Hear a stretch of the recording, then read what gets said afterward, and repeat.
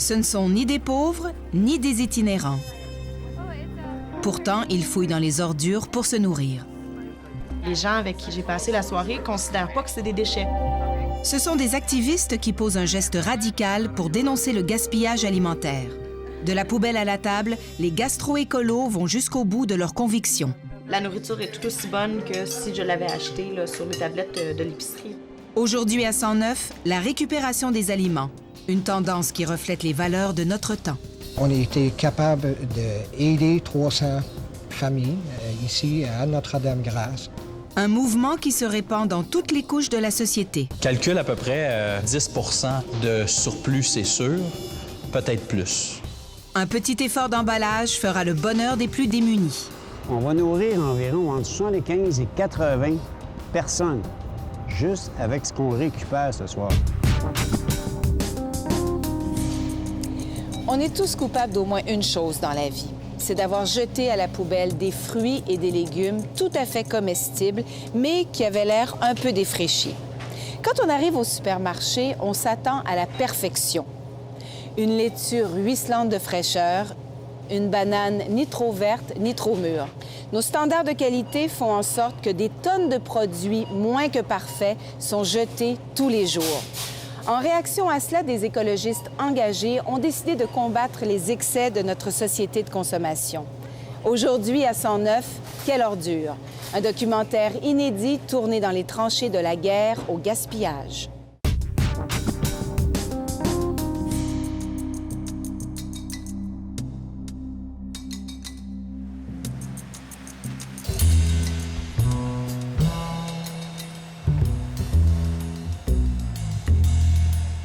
New York, une ville qui nous réserve une surprise gastronomique à chaque coin de rue.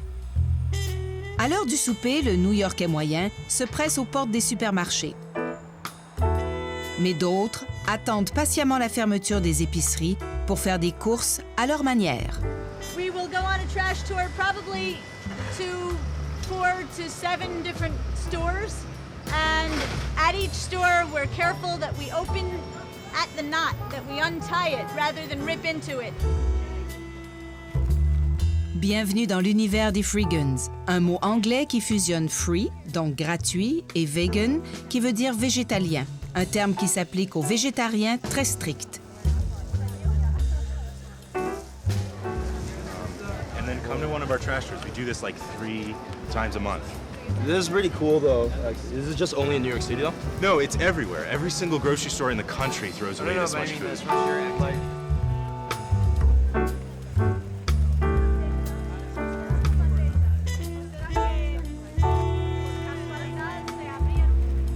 Leurs trouvailles sont toujours étonnantes.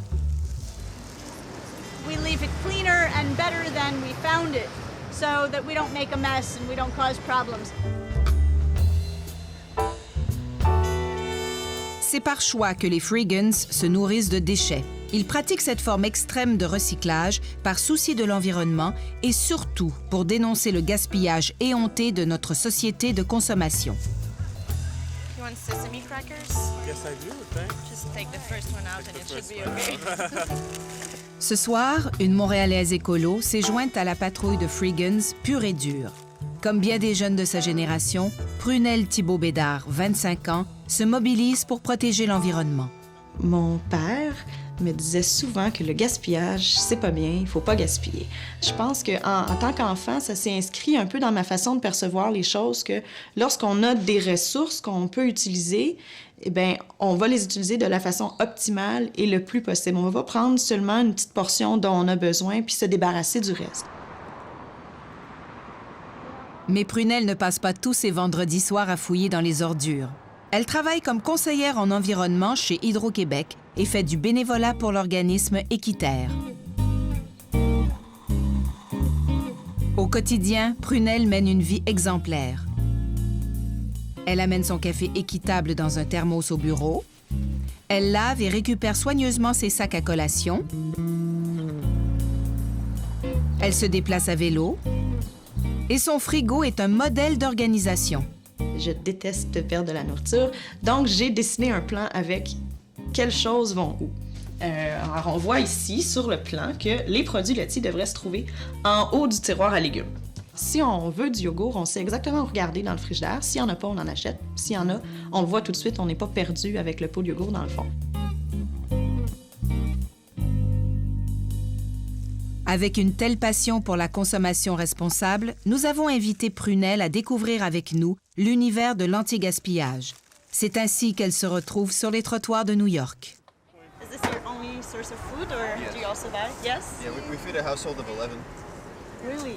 C'était un peu choquant de voir carrément des gens ouvrir le sac à poubelle qui est prêt à être ramassé par le camion de vidange. Mais non, c'est pas fini. Ce qui est dedans encore, les gens avec qui j'ai passé la soirée considèrent pas que c'est des déchets.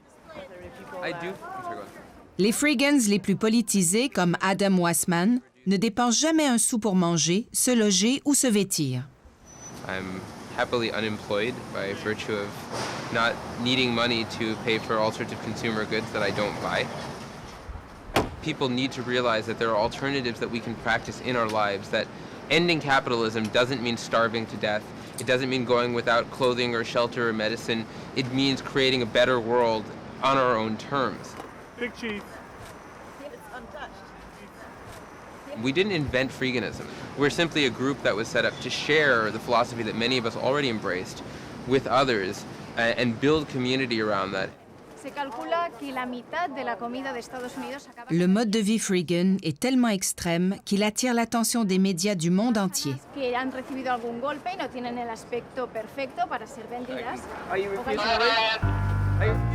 Mais fouiller dans les poubelles des autres en pleine nuit n'est pas sans risque. If you put the bins inside there, then we'd be trespassing. Once you put them out here, they're in public. Not so. These are private containers. Doesn't matter. You put them on public property. Your containers are actually trespassing now, in that sense. But because they're in public space, they're publicly accessible. No, again, I can say. Les altercations de ce genre font partie de la routine. Cela n'empêche pas les Freegans de repartir bien ravitaillés. Leur butin servira à préparer un repas communautaire le lendemain au domicile de Janet Kalish. Nice to see you again. Has it started already? Well, we're cooking, we're busy, we haven't started eating yet. Dans la cuisine, Prunelle reconnaît les haricots de la rue Christie, les laitues de la rue Houston et d'autres trésors des poubelles de Soho. Oh, and this serving dish we can use. Janet, l'hôtesse de la soirée, n'est pas une Freegan fanatique. Elle travaille comme enseignante au secondaire et possède une voiture et une maison. Ce n'est pas simplement pour sauver de l'argent qu'elle récupère la nourriture. These were great bananas. Maybe I'm just living cheaply, but that's not really how I see it.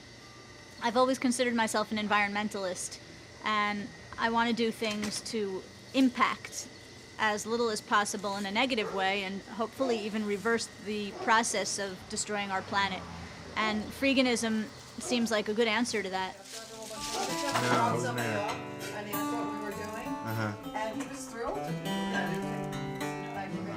Just a little Freegan comment. All of this food is going to be delicious, and all of it was found, and none of it should have been in the garbage, and all of it was in the garbage. Je me surprends à la facilité avec laquelle je le mange. Je m'attendais pas à être dégoûtée, mais je m'attendais peut-être à avoir des hésitations, à pas me lancer dedans rapidement comme ça. Mais là, j'ai participé à la préparation du repas aussi, donc c'est intéressant d'avoir vu les ingrédients, de les avoir manipulés. Puis, tu sais, c'est plein de petites confirmations, dans le fond, qui te disent que la nourriture est tout aussi bonne que si je l'avais achetée là, sur les tablettes de l'épicerie.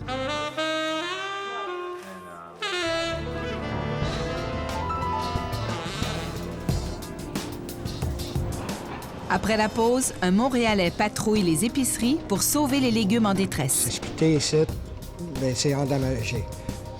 C'est pas parfait. Mais il arrive souvent trop tard sur la scène de l'accident. Comme on voit ici, on a des laitues qui sont plus bons. C'est trop tard.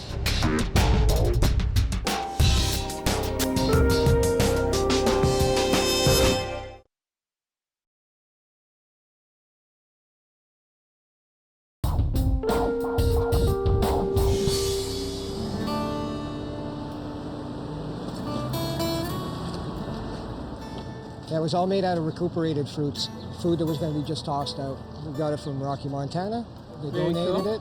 We had too much, so we made juice. À Montréal, Colin Baker consacre une bonne partie de sa vie à sensibiliser les gens à la récupération alimentaire. You throw any fruit out? Yeah, quite a bit. Oh, you can dry it. Zero food waste. I mean, with this, it's a dehydrator. Lorsqu'on choisit un fruit ou un légume à l'épicerie, on attache beaucoup d'importance à son apparence, parfois même au détriment du goût. This is food that they were going to throw out? They were going to throw this out. But this is perfectly good. They're going to throw it out. Why? It's not perfect. Peux-tu goûter quelque chose? Oui, merci. Qu'est-ce que c'est? C'est une lasagne. C'est super bon. Avec son Ugly Food Kiosk, un étalage de fruits et légumes meurtris, Colin veut démontrer que les aliments imparfaits sont savoureux et ne méritent pas d'être jetés. Déterminé à réduire le gaspillage des commerces du quartier Notre-Dame-de-Grâce à Montréal, Colin a mis sur pied le projet Zéro gaspillage alimentaire. Bon, voilà, on est rendu à Rocky, Montana. Celle-là, c'est le meilleur participant dans le programme Zéro gaspillage. On vient ici chaque journée pour chercher des légumes. Accompagné de bénévoles, il rend visite à une dizaine de petits commerçants qui mettent en réserve des boîtes de fruits et légumes qu'ils auraient autrement jetés. Aujourd'hui, Prunelle aide à faire la cueillette. Les légumes ont l'air bons. J'ai travaillé avec la Banque alimentaire. Puis on avait un grand problème à recevoir de la nourriture pour donner à le monde qui sont plus pauvres. Aussi, j'ai travaillé dans les magasins. Puis aussi, là, j'ai vu le gaspillage. Tout ça. Wow, tout ça. C'est bon cette semaine aujourd'hui. Check qu'est-ce qu'il y a dedans. Pour moi, de voir tout ce monde-là, pauvre, qui ne mange pas, puis toutes ces parties où il y a de la gaspillage, c'est trop dur pour moi de rien faire. Bon, ça, c'est un exemple pourquoi quelqu'un ne va pas l'acheter. C'est splitté ici, puis celle-là, bien, c'est endommagé. C'est pas parfait, hein? Bon, est-ce qu'on est en forme pour mettre ça dans la voiture? Les récoltes quotidiennes de Colin sont réparties entre une banque alimentaire, une coopérative de repas communautaires et d'autres organismes de charité. Bon, bienvenue à la coop de repas. Présentement, on a été capable d'aider 300 familles ici à Notre-Dame-Grâce. Avant d'être redistribués, les fruits et les légumes sont soigneusement triés dans cette cuisine communautaire pour s'assurer qu'ils soient propres à la consommation. C'est comme ça. On ne peut pas le garder. Non, c'est un danger de contamination. C'est ça. C'est impressionnant. J'étais consciente de la problématique de gaspillage de nourriture, mais je pense que je n'étais pas consciente à quel point la quantité qui était gaspillée, puis de voir que c'est chaque jour cette quantité-là qui est ramassée, c'est vraiment phénoménal. Le montant des fruits et légumes qui sont jetés dans tous les magasins que j'ai vus, c'est incroyable. On peut prendre un des dumpsters d'un des supermarchés, puis on va nourrir tout le monde qui est dans cette part.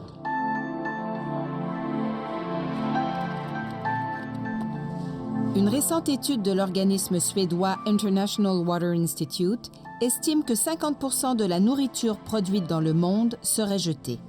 Les pertes peuvent commencer à la ferme, se poursuivre durant le transport et finir à la maison lorsqu'on jette les produits gâtés.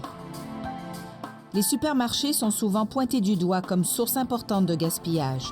Mais selon le Conseil canadien des distributeurs en alimentation, qui réunit près de 80% des épiceries québécoises, le gaspillage des grandes chaînes est minime. Frédéric Albérault représente l'industrie. De façon générale, il faut comprendre que les études parlent de l'ensemble de la consommation. Lorsqu'on parle de la distribution et du détail alimentaire au Québec, les marges bénéficiaires de nos membres sont excessivement petites, donc tout l'élément de diminution des pertes devient excessivement crucial et stratégique.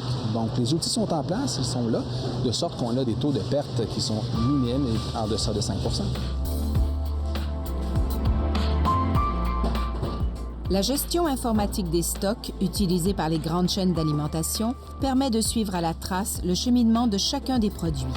Il y a une analyse qui est faite rayon par rayon, catégorie par catégorie, de la demande, de la fréquentation. Donc, on est en mesure de savoir la quantité que nous avons besoin, le type de produit. Et tout ça est fait par chacun des magasins en collaboration avec les centrales d'achat qui également ont des outils d'analyse. Dans les entrepôts, la technologie prolonge l'espérance de vie des produits périssables pour mieux satisfaire une clientèle exigeante. Dans les salles de mûrissement, vos bananes reposent sous haute surveillance. Je veux que la banane elle parte à 56 degrés. Après ça, je monte à 60 degrés. C'est moi qui détermine la température. Si je veux la vendre plus vite, je veux retenir. Lorsqu'il y a des risques de perte, il faut comprendre qu'il y a plusieurs alternatives. Ça peut être la vente à rabais dans certains cas et également la distribution auprès des banques alimentaires. Il y a des ententes avec Moisson Montréal et l'année dernière, nos membres ont distribué pour près de 800 000 kilos de denrées à Moisson Montréal.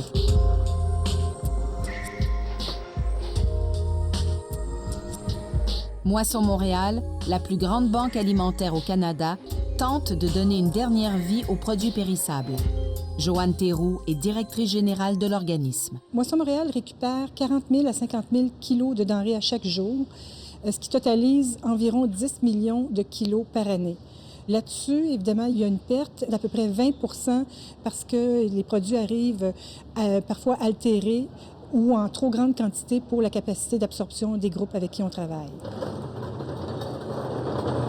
Malgré les efforts et la bonne volonté, le gaspillage est une réalité et les organismes de charité doivent s'y résigner. Même Colin Baker ne pourra pas ressusciter cet arrivage de laitue. On est venu aujourd'hui à Moisson Montréal pour essayer de récupérer un peu de fruits et légumes qui est dans ce frigo. C'est comme on voit ici, on a des laitues qui sont plus bons parce que Moisson Montréal dépend sur des bénévoles. Ils n'ont pas assez de bénévoles pour le trier, puis ça reste un frigo bien trop long. À ce point-ci, c'est trop tard.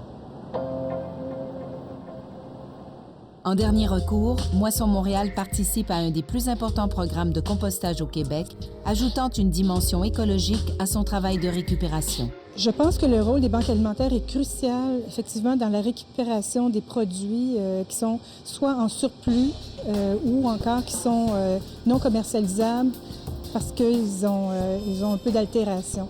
Si on n'était pas là, bien, concrètement, ce qui arriverait, c'est qu'ils se retrouveraient dans les sites d'enfouissement avec toutes les conséquences qu'on connaît. Dans un moment, un chef cuisinier se mobilise pour enrayer le gaspillage dans la restauration. Pour moi, un chef, parce que c'est des gens passionnés, ça pouvait pas jeter volontairement de la nourriture qu'ils viennent de préparer il y a une heure. Là, tu sais.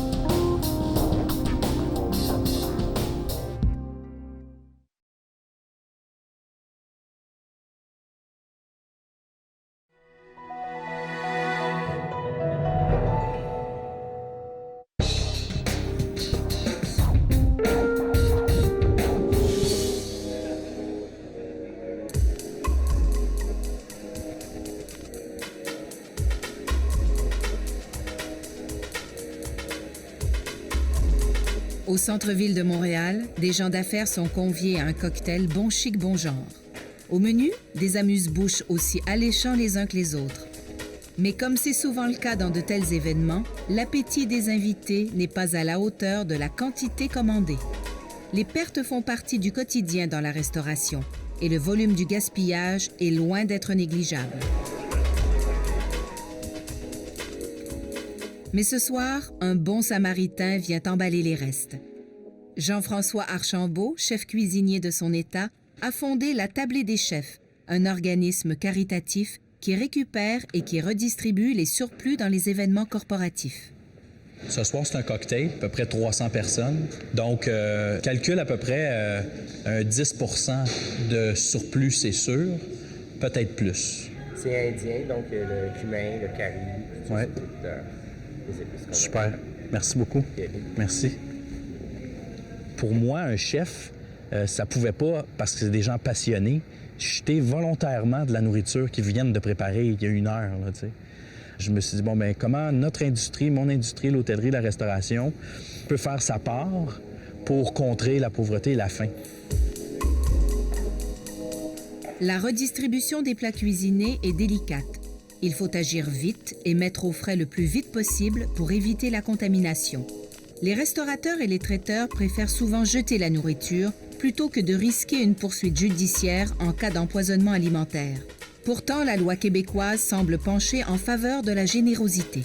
Il y a l'article 1471 du Code civil du Québec, qui est le Code du bon samaritain, qui dit qu'on doit venir en aide à notre prochain au niveau des besoins de base, se loger, se vêtir, se nourrir. Et si on vient en aide à quelqu'un de bonne foi, donc en bon samaritain, il n'y a aucun recours légal contre nous. Une fois l'emballage terminé, c'est jour de chance pour Pierre Carrier et les itinérants qui l'hébergent au centre d'accueil Nara. On va nourrir environ entre 75 et 80 personnes, juste avec ce qu'on récupère ce soir. C'est pas perdu, c'est de la très bonne nourriture. Maintenant, la pauvreté, ça agrandit. Les gens démunis, il y en a de plus en plus. C'est important qu'on ne la jette pas, cette nourriture-là.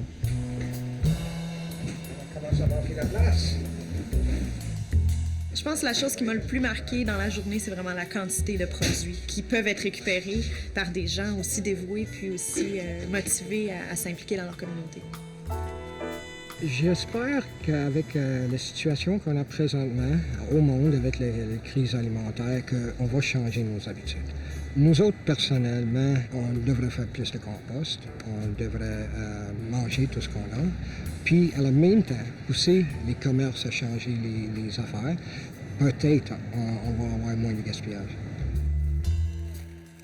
We really find that when people recognize what we're doing and why, people get it. People understand that there is something fundamentally wrong with the world where 357 million people are classified as starving by the United Nations, yet the United States wastes 50% of its food. The food is the most shocking. I don't think it's so strange when people say, I read this book, you want to read it? That's normal. People pass on books all the time. But they don't say, I don't really like this pasta and I have half a box left. Do you want it? Instead, it will end up in their garbage. It's things like that. Freegans are really conscious about trying to share and trying to see that it doesn't go to waste. There's a lot of strawberries in here, and they're good. I'm filling up a bag of strawberries. So just letting you know. When we're done, you can get it.